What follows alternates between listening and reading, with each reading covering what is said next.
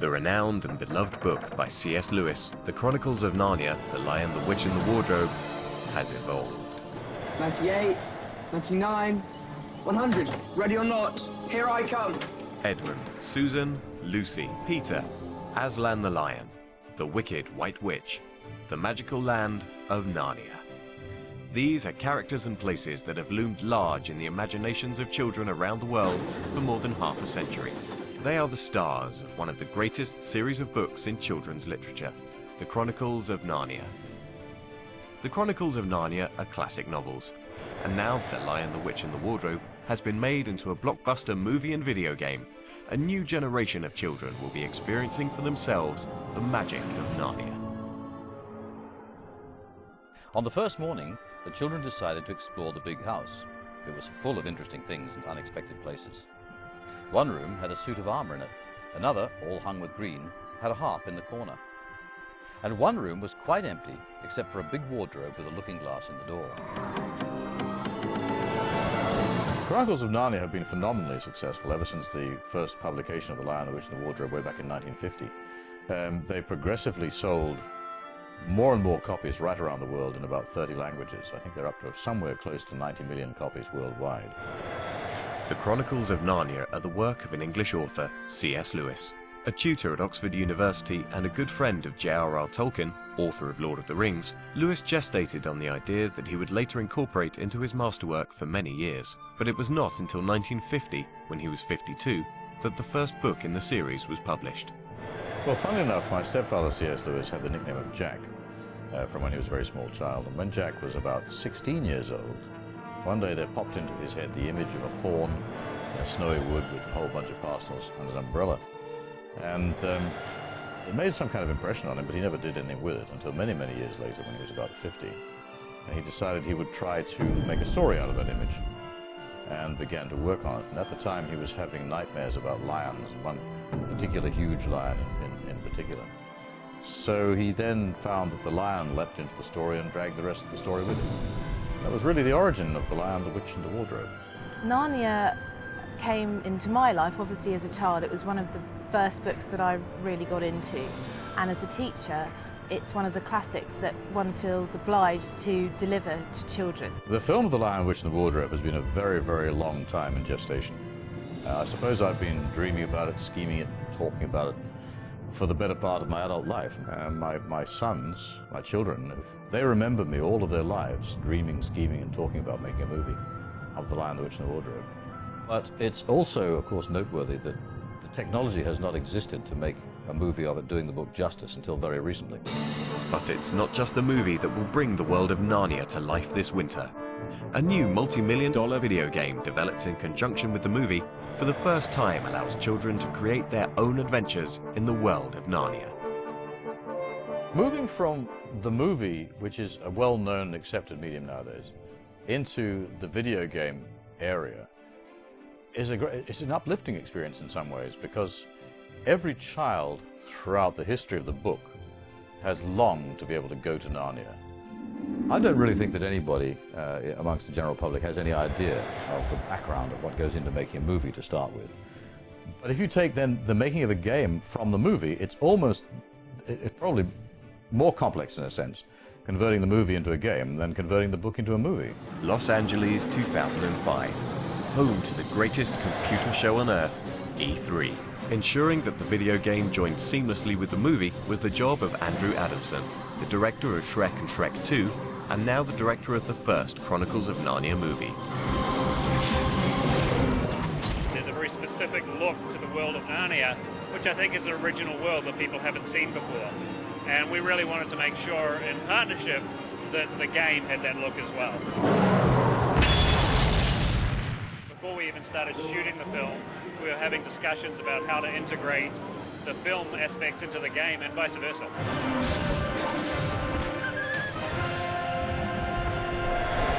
There's a lot of things that have been very important to me in the movie as far as the design, the use of color throughout the movie, and I want to make sure that all of those same aspects were incorporated in the game.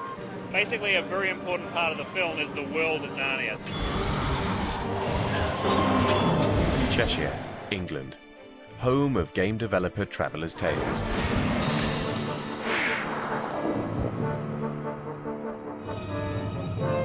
Here, the film was adapted into an interactive action-adventure. I think this will mean a lot to the Narnia fans. I think, you know, it's the second biggest selling book behind Harry Potter. When the opportunity came up to do Chronicles of Narnia, I was thrilled. I'd been a great fan of the book since I was pretty young. I read it when I was 7 or 8, and the tales really captivated me.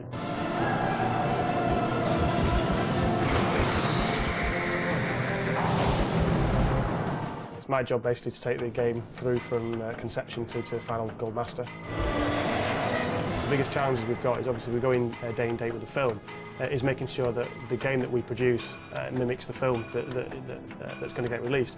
In the kind of first few days of filming, we had handy shots of locations and things like that, so which was fine for our level builders. We could kind of go out, build the sets that Disney were filming on. My name is Jonathan Schaller. I'm a level artist and I create the scenery on various scenes from the movie. In the feature-length movie, many of the backgrounds are completely computer generated and some of them are detailed full-size set pieces. To start the level building process, we're first given these images by Disney along with the detailed blueprints, which are all surrounded by trees and growth, etc.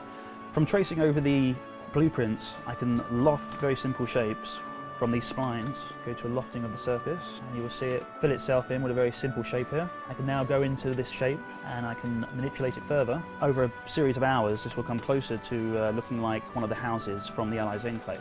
So if I apply a rock texture, so now we look like we have a stone wall, eventually after a series of hours it looks a little more like this. Depending on the complexity and the size of the level, the scenery can take anything from a couple of weeks to a couple of months. When we think that the scenery looks as accurate and as close to the movie, we're pleased with what we've got.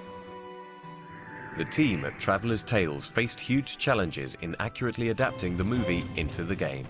Well, the animation in the game was something that's always one of the most important aspects of any game development, because if the characters don't move naturally, it's the first thing the player notices.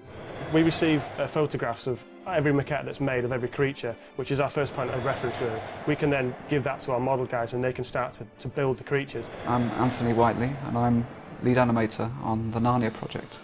Well, basically, an animator rotates the joints in a skeleton to emulate the way a person or an animal would actually move, which we do by drawing bones, which you can draw them anywhere. They can be in the character here, for instance. You can rotate them around here. These bones, just like the bone in your arm, rotate around each other. And once you've actually got that, basically you go through a process of tweaking and moving these things around until you end up with something which looks like the animation you're after, of, say, in this case, a centaur patrolling the perimeter of Aslan's camp.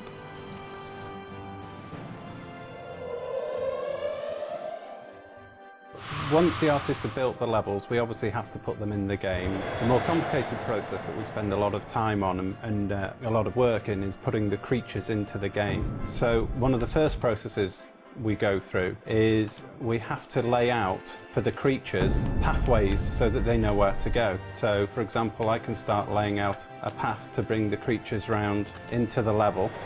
This describes how the creature can move around the level. I'm going to add into the game a Minotaur.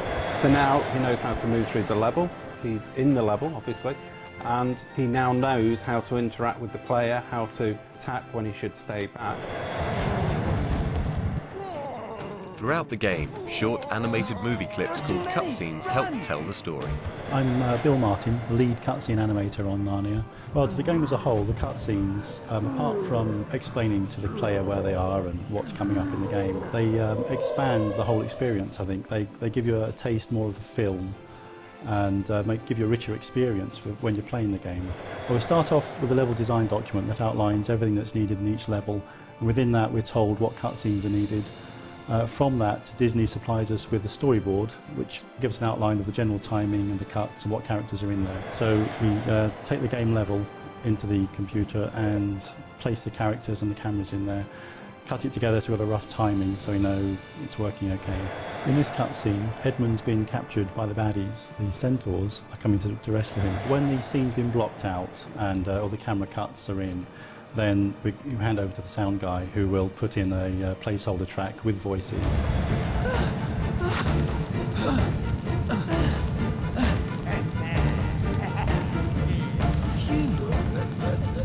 My name is David Whitaker and I'm the main audio guy at Traveller's Tales. When I get given a scene, say a cutscene, I have to splice pre-recorded music to fit the length of the cutscene. Then I create sound effects for specific actions like footsteps or explosions. In this cutscene we need a sword swipe, so I will grab several off my CD archives and I would audition them.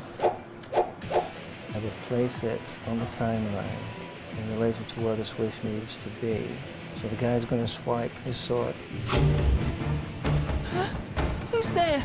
Peter? Shh! I've come to get you out. Hurry! Huh? Oh, what have we here? My name is Mike Jacob, and I'm the executive producer for Buena Vista Games. The gameplay itself is really, I think, inspired in a lot of ways. And kind of the cornerstones that we really settled on were cooperation, collaboration, creatures, and of course combat.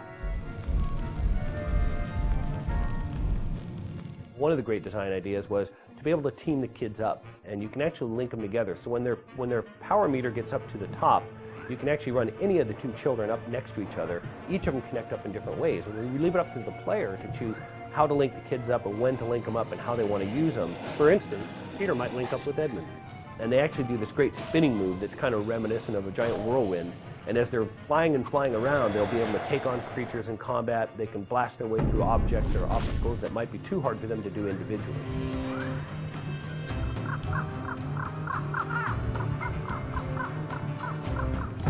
If you want to sort of beat them up and jam through the game and just sort of attack your way, it works for you. But if you also want to maybe be a little more stealthy, a little more creative, we give you the player all those tools to be able to do that. The game really offers anybody of any skill set or even gaming style to be able to succeed and have a great time and make the game their best experience. For instance, Lucy, if she does a perfect attack against an enemy, she can jump up on the back of that enemy and then give the player the ability to control and sort of be all of these different creatures that we're creating throughout the world. It's just quite amazing, really. It's staggering, the amount of work and animation that has to be done to pull all of this together. For 18 months, the team at Traveller's Tales have been working on bringing this game to life. And the numbers of man-hours involved in this are just absolutely staggering. I don't think anybody has any idea. They sit down in front of a computer and they play the game and they go, wow. In our case, they go, oh, wow. But they don't know the millions of hours that are spent in the complex procedures of translating it from images on the screen doing their own thing to images on the screen that you can control.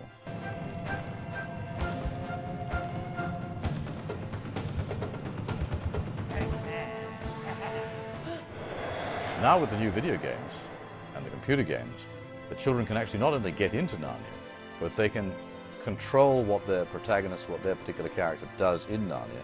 So in a sense, they invent their own adventure. For me personally, it's a great honour really to work on a game of such size. I mean, the general feeling within the group is the film's going to be huge, you know, and to be a part of making a game for something that is going to be so big is a great honour really. It's really exciting to be involved with the Chronicles of Narnia, to work with the director, to work with the property, to meet Douglas and all the people involved with the story, and to be part of that whole legend is a pinnacle really in my career in the games industry.